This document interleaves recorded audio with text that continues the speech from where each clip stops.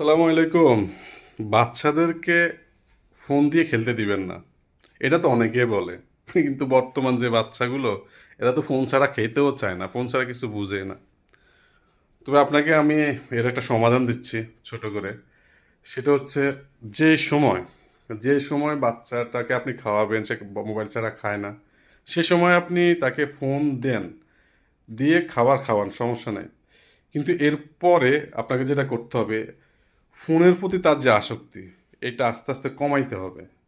তাকে এটা সেটা তাকে নিজ হাতে খাওয়াইতে দিতে হবে। কিছু একটা সামনে খেলনা দিয়ে তাকে খাওয়াই দেন। এইভাবে আপনি যেহেতু আস্তে আস্তে করে তাকে মোবাইলের অভ্যাস করছেন না, এখন সেম অভ্যাসগুলো আপনাকে আস্তে আস্তে করতে হবে। সে প্রথম খাবে না। আপনি এটা সেটা যতই দেন কিছু খাবে না। কিন্তু এটা আপনাকে আস্তে আস্তে আস্তে আস্তে তাকে অভ্যাস করাইতে হবে। যে এটা এমনি করো, ওইটা অমনি করো।